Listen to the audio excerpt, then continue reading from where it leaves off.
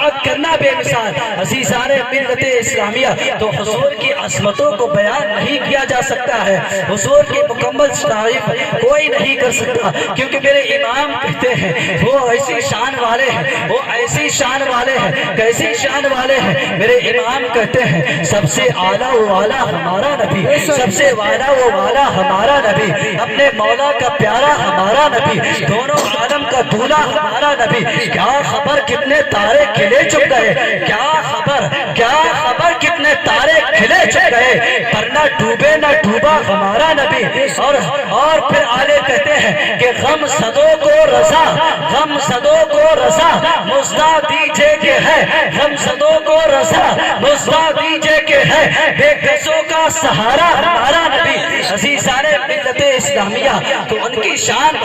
کیسے بیان ہو سکتی ہے، کیونکہ وہ تو وہ ہے جو چاند کو اگر اشارہ کر دے تو چاند تو ٹکڑے ہو جایا کرتا ہے۔ ارے وہ تو وہ ہے جو سورج کو اگر ڈوبے ہوئے سورج کو اشارہ کر دے تو ڈوبا ہوا سورج واپس پلٹتے ہوئے نظر آتا ہے۔ عزیزان ملت اسلامیہ، لیکن آج حضور کی عظمت و بیان، حضور کی شان بیان نہیں ہو سکتی ہے مکمل طور پر، کوئی کر ہی نہیں سکتا ہے۔ اللہ کی سرتابہ قدم شان ہے یہ، انسان وہ انسان ہے یہ، اور قرآن تو ایمان بتاتا ہے انہیں، ایمان یہ کہتا ہے میری جان ہے یہ۔ لیکن اچھا اپنے حضور علیہ السلام کے اس دنیا میں تشریف لانے سے قبل کے وقت کو ذرا یاد کر لیں کہ وہ کیسا دور تھا، جس دور میں حضور علیہ السلام تشریف لائے، حضور کے اس دنیا میں آنے سے پہلے کا کیسا وہ زمانہ تھا۔ میرے پیارے آقا علیہ السلام کے پیارے پیارے دیواروں، میں اپنی گفتگو جلد ہی ختم کر دوں گا، ذرا اس وقت کو ذرا سماعت فرمائے، چند ہی منٹ 5 یا 10 منٹ بولوں گا۔ لوگ آج یہ ہم کو درس دیتے ہیں کہ عورتوں کو ان کا حق دیا جائے، آج لوگ ہمیں بتاتے ہیں، آج لوگ ہمیں یہ کہتے ہیں کہ عورتوں کو ان کا حق دیا جائے، انہیں ان کی مرضی کے مطابق زندگی جینے دی جائے۔ ذرا دیکھیں تو صحیح، آج وہ ہمیں سکھاتے ہیں جن کے یہاں یہ عالم تھا کہ جوا میں عورتوں کو ہارا جاتا تھا، وہ ہمیں درس دیتے ہیں، وہ ہمیں سکھاتے ہیں، وہ یہ نعرہ دیتے ہیں کہ بیٹی پڑھاؤ،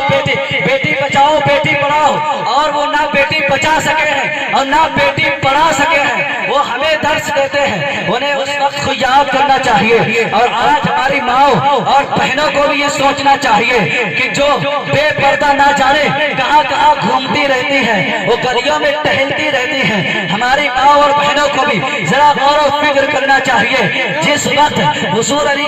السلام اس دنیا میں تشریف لائے، اس سے پہلے کا زمانہ کیسا زمانہ تھا، کیسا بھیانک دور تھا، کیسا ظلم و ستم کا دور تھا۔ عزیزان ملت اسلامیہ، کفر کی تاریخی پھیلی ہوئی تھی۔ عزیزان ملت اسلامیہ، اس دور میں میرے مصطفیٰ جان رحمت صلی اللہ علیہ وسلم اس دنیا میں تشریف لائے، جس دور میں بیٹی جب پیدا ہوا کرتی تھی اس کو زندہ دفن کر دیا جاتا تھا۔ ذرا سوچے تو صحیح، وہ کیسا بھیانک دور ہوگا جس دور میں بیٹی کے پیدا ہوتے ہی اس کا باپ اس کو دفن کر دیتا تھا۔ ذرا سوچے تو صحیح، وہ کیسا بھیانک دور ہوگا جس کے شوہر کا انتقال ہو جایا کرتا تھا، اس کی بیوی کے سر کے بالوں کو مڈا کر کے اس کو ذلیل و رسوا کیا جاتا تھا۔ کبھی کیوں ہوتا تھا کہ اس کو کالی کوٹھی کے اندر بند کر دیا جاتا تھا اور وہ اسی میں گھٹ گھٹ کر کے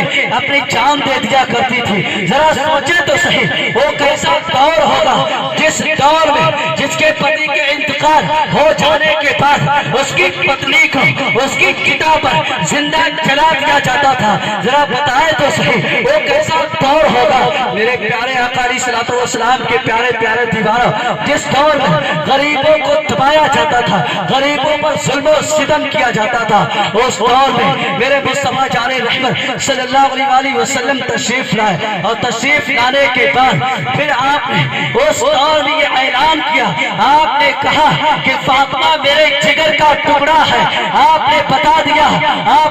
دیا بیٹی منحوس نہیں ہوا کرتی ہے، بیٹی منحوس نہیں ہوا کرتی ہے، بیٹی باپ کے لیے رحمت ہوا کرتی ہے۔ اور پھر آپ نے ایک اعلان کیا، آپ نے کہا کہ میں محمد بیٹیوں کا باپ بن کر کے تشریف لایا ہوں، تو گویا کہ باپ بننا یہ منحوسیت نہیں ہے، باپ بیٹیوں کا باپ بننا یہ نحوست نہیں ہے، بیٹیوں کا باپ بننا محمد الرسول اللہ کی سنت ہے، محمد الرسول اللہ کی سنت ہے۔ عزیزان ملت اسلامیہ، اور پھر دیکھیں تو صحیح، جو عورتیں یہ کہتی ہیں کہ ہمیں اپنی مرضی کے مطابق زندگی جینے کا حق دیا جائے، ارے تمہارے پاس تو تھا ہی کیا، تمہیں تو زندہ دفن کر دیا جاتا تھا، تمہیں تو زندہ پتلی پتی کے چتا پر جلا دیا جاتا تھا، تمہارا تو عالم یہ تھا، تمہارا تو عالم یہ تھا کہ تمہیں ایک کوٹھی کے اندر زندہ بند کر دیا جاتا تھا، اسی میں گھٹ گھٹ کر کے اپنی جان دینا پڑ جاتی تھی، تمہارا تو عالم یہ تھا۔ عزیزان ملت اسلامیہ، عورتوں کا تو عالم یہ تھا کہ جن کی کوئی عزت ہی نہ تھی، گری ہوئی عورت سمجھا جاتا تھا۔ عزیزان ملت اسلامیہ، لیکن میرے مصطفیٰ جان رحمت صلی اللہ علیہ وسلم جب اس دنیا میں تشریف لائے، پھر آپ نے یہ اعلان کیا کہ جو بیٹیوں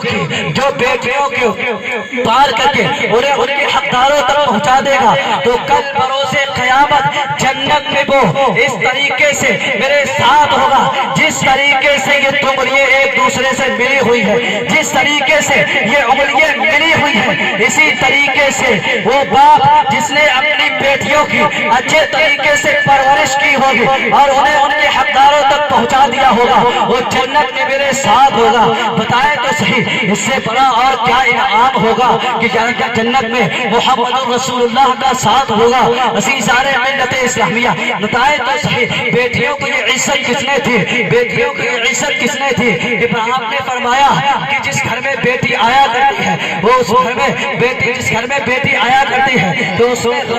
رحمتوں کے فرشتے نازل ہوا کرتے ہیں۔ جب وہ بیٹی ہوا کرتی ہے تو باپ کے لیے رحمت ہوا کرتی ہے، جب وہ بیوی بنتی ہے تو شوہر کے لیے نعمت ہوا کرتی ہے، اور جب وہ ماں بنتی ہے تو جنت اس کے قدموں کے نیچے لا کر کے ڈال دی جاتی ہے۔ بتائیں تو صحیح، یہ عزتیں کس نے عطا کی ہے؟ یہ محمد الرسول اللہ صلی اللہ علیہ وسلم